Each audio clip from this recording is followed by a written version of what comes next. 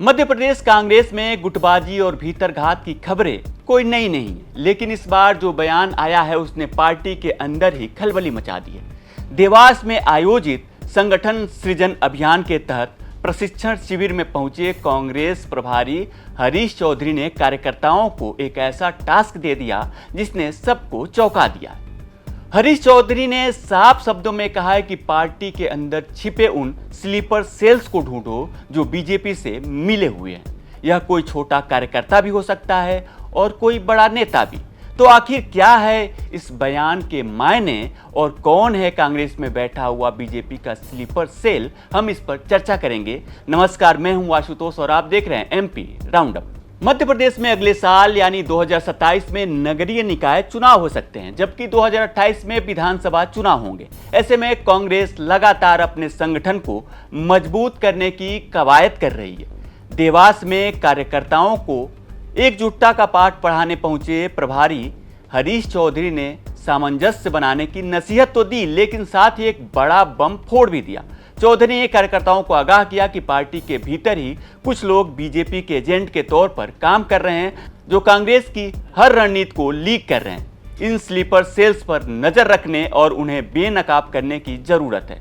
तो आखिर कांग्रेस में कोई बीजेपी का स्लीपर सेल एक्टिव है? अगर है तो कांग्रेस के नेता उसे पहचान क्यों नहीं पा रहे हैं? इसको लेकर के हमने बात की वरिष्ठ पत्रकार चैतन्य भट्ट से। इस वक्त कांग्रेस में जो स्थितियां चल रही हैं, मुझे लगता है कि कांग्रेस को आत्मविश्लेषण की आवश्यकता है। जैसा कि हरीश चौधरी ने अपने कार्यकर्ताओं के बीच में कहा कि उन स्लीपर सेलों को ढूंढो जो भारतीय जनता पार्टी की मदद करते हैं। अभी सबसे बड़ा उदाहरण तो यही है कि जिसमें जीतू पटवारी ने मुख्यमंत्री डॉक्टर मोहन यादव को घेरते हुए ये कहा था कि 1 रुपये में 500 करोड़ की ज़मीन एक ट्रस्ट को दे दी गई। उसके तुरंत बाद प्रदेश के बड़े नेता जो पूर्व मुख्यमंत्री रहे दिग्विजय सिंह ने उनकी पूरी गुब्बारे की हवा निकाल के कह दिया कि इसमें कोई दम नहीं है, और ये बिल्कुल सही है। और कुछ लोग दलाल हैं जो ब्लैकमेल करते हैं। इसका सीधा सीधा आप देखिए कि दिग्विजय सिंह जैसे नेता ने जीतू पटवारी को दलाल की उपमा दे दी। स्लीपर सेल क्या होता है? स्लीपर सेल ये होता है जो दूसरी पार्टी के लिए फ़ायदेमंद होता है। अब इससे ये हुआ कि जो जीतू पटवारी और कांग्रेस डॉक्टर मोहन यादव को भूमि घोटाले में पकड़ने की कोशिश कर रही थी, उनको घेरने की कोशिश कर रही थी, वो खुद ही फंस गई। क्योंकि जीतू पटवारी के बयान को जिस तरह से इग्नोर किया दिग्विजय सिंह ने और ये कहा कि नहीं, ट्रस्ट में कोई गड़बड़ी नहीं है, उससे आप अंदाज़ लगा लीजिए कि स्लीपर सेल चाहे छोटा हो चाहे बड़ा नेता हो। अभी हरीश चौधरी के साथ भी दिग्विजय सिंह की इस तरह की स्थिति बनी थी कि जब जीतू पटवारी ने उनसे कहा कि आप एक सीट और उधर चले जाइए कुर्सी में, यहाँ हरीश चौधरी बैठ जाएंगे।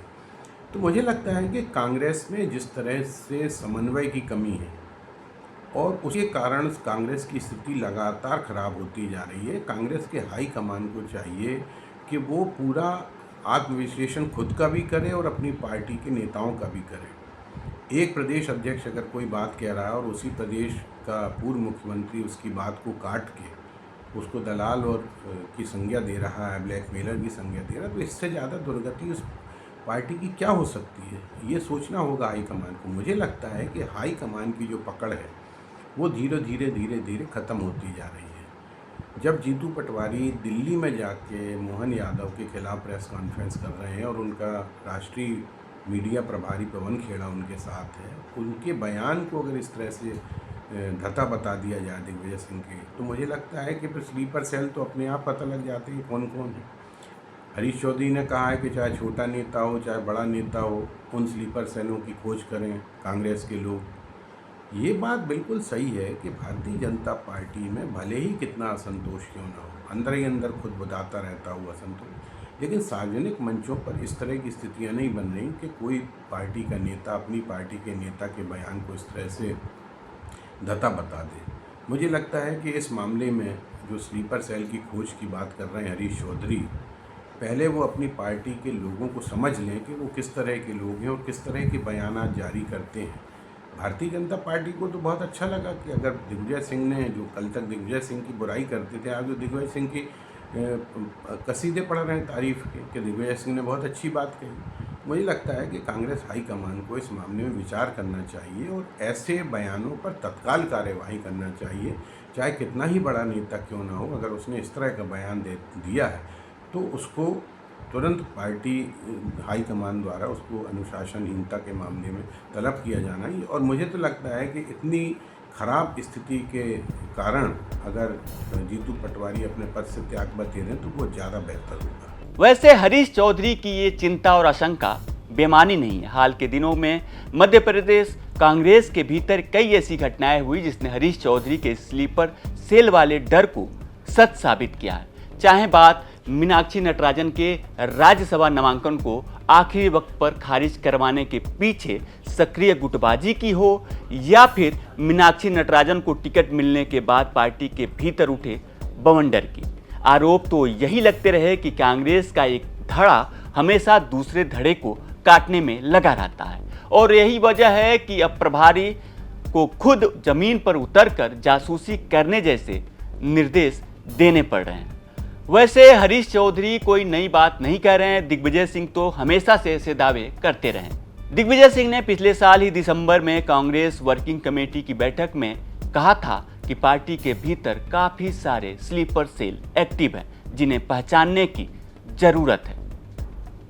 उनके इस बयान के बाद पार्टी के अंदर और बाहर काफी हलचल मची थी, और अब वही बात हरीश चौधरी कह रहे हैं। तो सवाल यह है कि जब कांग्रेस के नेताओं को स्लीपर सेल एक्टिव होने के बारे में पता है तो ऐसे नेताओं के खिलाफ कार्रवाई क्यों नहीं होती जो स्लीपर सेल का काम करते हैं और बीजेपी के एजेंट के तौर पर हैं पार्टी के भीतर। बहर अब सवाल ये उठता है कि क्या हरीश चौधरी के इस बयान के बाद कांग्रेस के भीतर की गुटबाजी थमेगी, या फिर स्लीपर सेल की इस खोज में नेता एक दूसरे पर ही बीजेपी से मिले होने का आरोप मढ़कर आपसी कलह को और बढ़ा देंगे। देखना दिलचस्प होगा कि देवास में हुआ यह सृजन अभियान कांग्रेस को एकजुट करता है या फिर बिखराव की एक नई कहानी लिखता है। तो आज का एमपी राउंडअप आपको कैसा लगा कमेंट में हमें जरूर बताएं, और मध्य प्रदेश से जुड़ी तमाम बड़ी खबरें देखने के लिए देखते रहें एमपी तक।